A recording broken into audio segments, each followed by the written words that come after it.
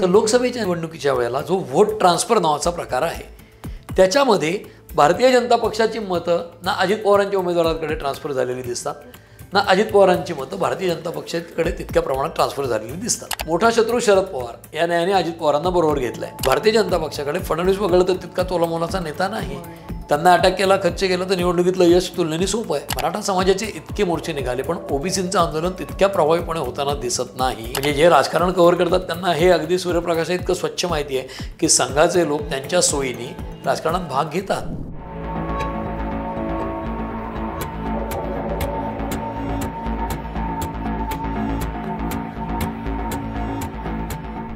Overall आता महाविकास आघाडीची आणि आत्ताची चर्चा चालू त्याच्यावर आपण बोललो, पण आत्ता सद्यस्थितीला हरियाणाच्या निवडणुकीनंतर हा जर का एक माइलस्टोन आपण ठरवला तर यानंतर महाराष्ट्राची निवडणूक कुठल्या टप्प्यावर असं वाटतं? कारण का आता कधीही आचारसंहिता लागू शकते, निवडणुका जाहीर होऊ शकतात आणि आत्ता म्हणाल तर सगळीकडे भेळ आहे. म्हणजे तुम्ही म्हणाल तसं 288 ठिकाणी 288 निवडणुका होतातच. पण ओव्हरऑल राज्याचा विचार केला तर आत्ता सद्यस्थितीला निवडणुकीची काय परिस्थिती आहे महाराष्ट्रात आफ्टर हरियाणाचे निकाल?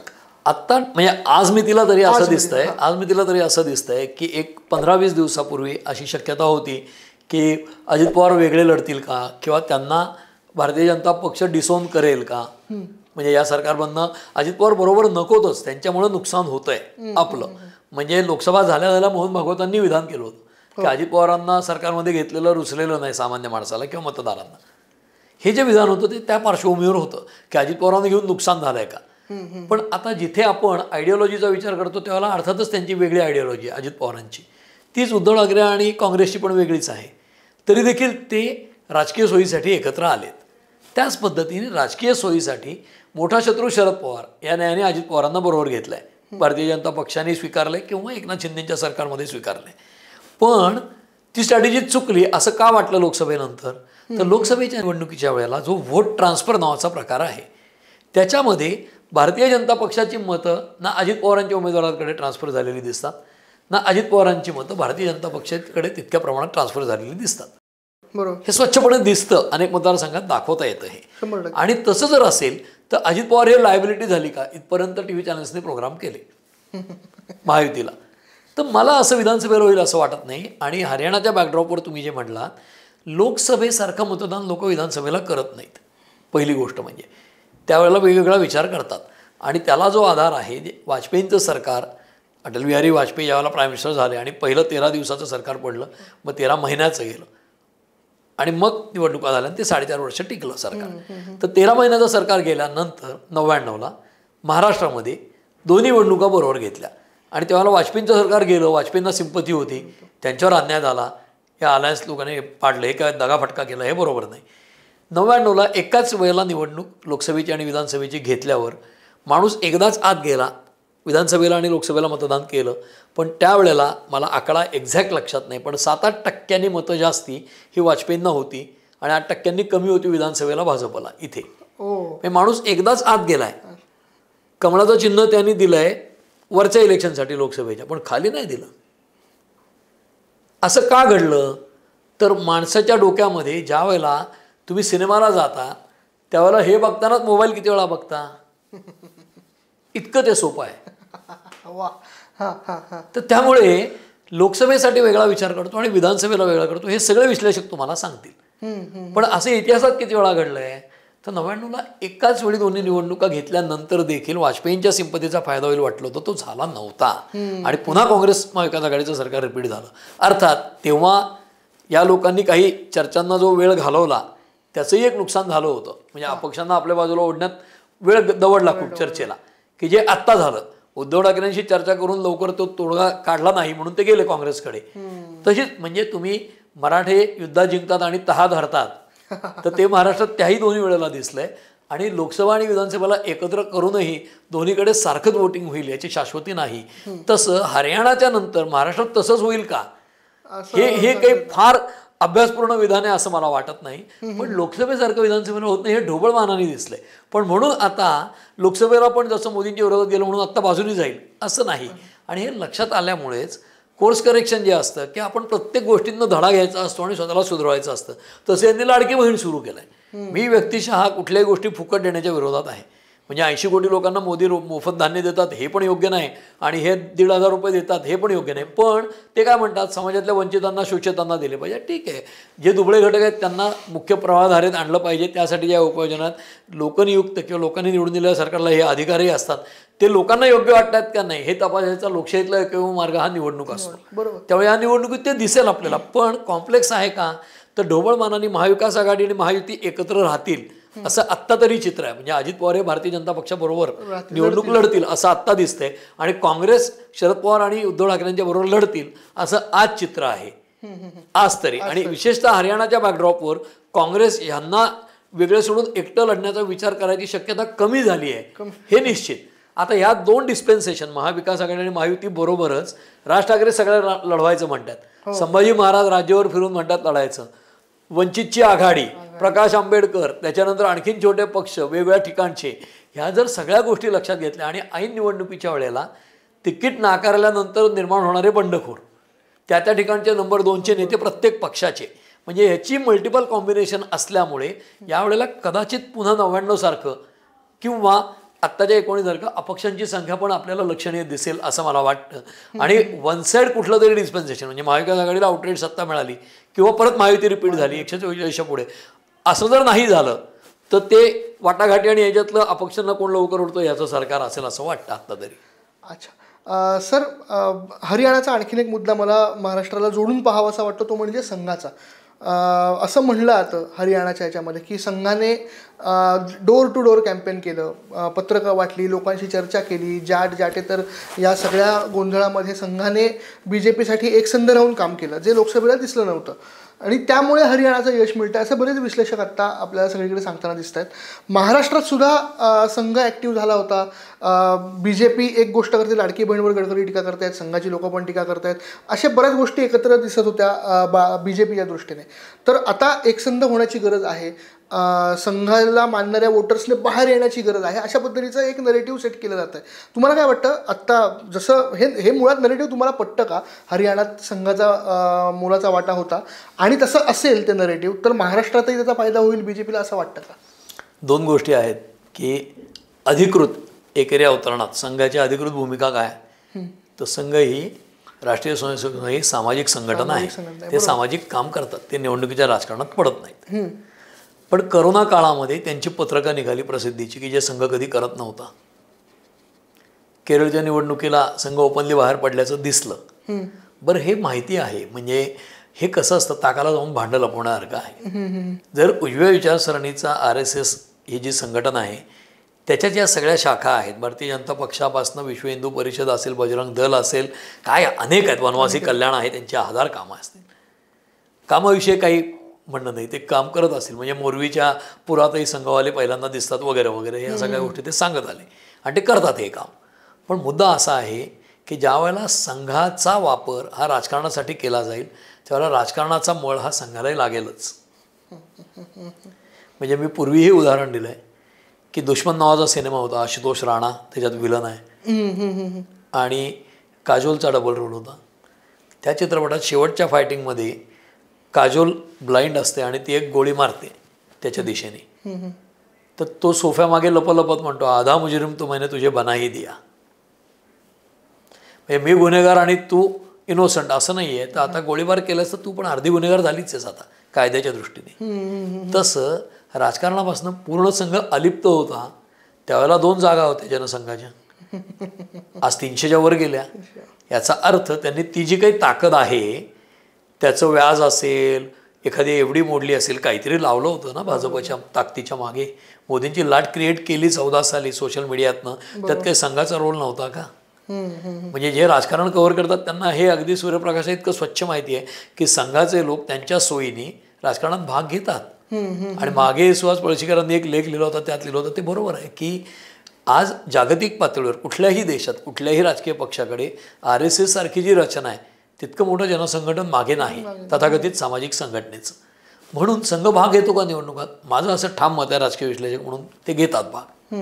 जसं हजारी प्रमुख वगैरे नेमतात, मग ते संघातले असं वर्णन किंवा विशेषण लावणं चुकीचं, पण म्हातारे कोतारे म्हणजे अगदी सिनियर सिटीजन 80 वर्षाचे एकेका माणसाच्या घरी 4-4 वेळा जाऊन बघा, लक्षात ठेवा मतदान करायचं बरं का. या पद्धतीने जर करत असेल तर ते इलेक्शनमध्ये भाग घेणंच आहे. ठीक आहे, तो संघसेवक म्हणून त्याच्या विचाराची सत्ता यावी म्हणून प्रयत्न करतो, म्हणजे तो राजकारणातच भाग घेतो ना. त्याला म्हणा काही पण तुम्ही, म्हणजे पुन्हा ताका लावून भांडं लपवण्यासारखं आहे. आणि माझ्या माहितीप्रमाणे कर्नाटकमध्ये मोदी आणि शहा आणि हे म्हणजे जसं कुठेही हा सत्ता समतोल जो असतो ना, ते संतुलन ढाळलं की प्रॉब्लेम येतात. जसं प्रमोद महाजन हे इतके स्ट्रॉंग झाले होते वाजपेयींच्या काळात की ते संघाला विचारत नव्हते. मग त्याच्यामध्ये ती रचना कशी आहे, संघाचे ते सरसंघचालक इकडचे प्रमुख सरकारमधले यांची वय म्हणजे अडवाणी आणि वाजपेयींच्या तुलनेत तत्कालीन संघ प्रमुख हे तसे ज्युनियर होते, म्हणून अडवाणी वाजपेयींचं स्टेचर खूप मोठं होतं, त्यांना काही सांगण्याच्या ताकदीचे नव्हते. तसं समजा मोदी आणि अमित शहा हे आत्ता 400 जागा देऊन निवडून आले असते तर संघ त्यांच्यावर काही फार वडीलकीने बोलू शकले असते का? नाही. ते 240 आलेत तेव्हा संघाचं ऐकायला लागेल थोडंफार. तसं कर्नाटकच्या निवडणुकीमध्ये माझं स्वतःचं असं स्पष्ट मत आहे काही अभ्यासाअंती की कर्नाटकच्या निवडणुकीमध्ये संघाने मोदी शहांना हिसका दाखवला आणि त्यामुळे कर्नाटकमध्ये त्यांना पराभवाला सामोरं जावं लागलं. आणि ही ताकद दाखवल्यानंतर त्यांनी हरियाणात पण ताकद दाखवली की आम्ही मनात आणलं तर तुम्हाला डोक्यावर बसवू शकतो, मनात आणलं तर पायदळी तुडवू शकतो. आणि संघ ही मातृसंस्था आहे असं तेच लोक म्हणतात आमची सगळ्यांची.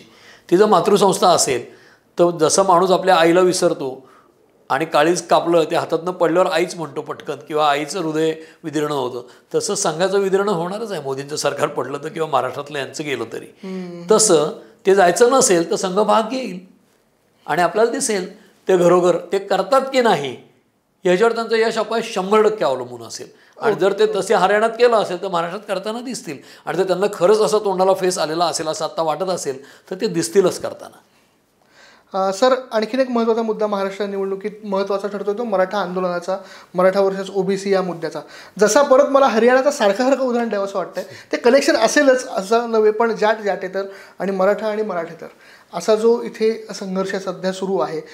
जरांग यांची मध्ये एका यूट्यूब चॅनलला मुलाखत जरी ते बोलले की जर का त्यांनी असा प्रयत्न केला तर मी सगळ्या जागांवर इचकवणार अशा भाषेत त्यांनी विधान दिलं होतं. तर जरांगे फॅक्टर मराठवाड्याच्या बाहेर पडणार का यावेळी विधानसभेला, आणि त्याचा तोटा महायुतीला होईल, फायदा महाविकास आघाडीला होईल, किंवा तुम्ही म्हणता तसं अनेक पक्ष आहेत, अनेक उमेदवार उभे राहतील, मल्टिपल उमेदवारांमधनं एकाला निवडायची परिस्थिती लोकांवर येईल, अपक्षांवर निवडणूक येईल वगैरे वगैरे. पण मराठा आणि मराठेतर हा मुद्दा या निवडणुकीत किती जास्त प्रभाव पाडू शकेल? मराठा आरक्षणाच्या आंदोलनामध्ये जसं 14 ते 19 50पेक्षा जास्त मोर्चे निघाले, ते शांततामय मार्गाने निघाले, कधी व्हायलन्स झाला नाही चुकूनसुद्धा. उद्धव ठाकरे 2.5 वर्ष मुख्यमंत्री राहिले, त्या काळात एकही मोर्चा निघाला नाही. एकनाथ शिंदे मुख्यमंत्री झाल्यावर परत मोर्चे निघायला लागले, आंदोलन सुरू झालं. त्याच्यामध्ये एकनाथ शिंदेंच्या विरोधात काही करण्यापेक्षा विशिष्ट पद्धतीचं सरकार आम्हाला नको आहे त्या पद्धतीचा तो हुंकार आहे. मग हे कोण करत आहे, त्यांचे बोलविते धनी कोण आहेत? म्हणजे आत्ता फडणवीसांनी जे इंटरव्ह्यू दिलेत 2-4 त्यात ते काय म्हणाले की जी भाषा उद्धव ठाकरे शरद पवार वापरत आहेत तीच भाषा जर जरांगे वापरताना दिसले तर मी काय निष्कर्ष काढू, ते त्यांचीच भाषा बोलत आहेत वगैरे. आणि जसं मी मगाशी पण म्हणालो की शरद पवारांना थेट फडणवीस यांच्याशी लढता येत नाही तेव्हा जरांगे शिव्या देतात. तसं मराठा आंदोलन हा एक विषय. फडणवीसांनी जसं सारथी केव्हा स्थापन झाली, सारथीमध्ये फडणवीसांच्या सरकारच्या काळात काय काय स्कीम दिल्या, तर हा सगळा अभ्यास ज्याचा त्यांनी करावा.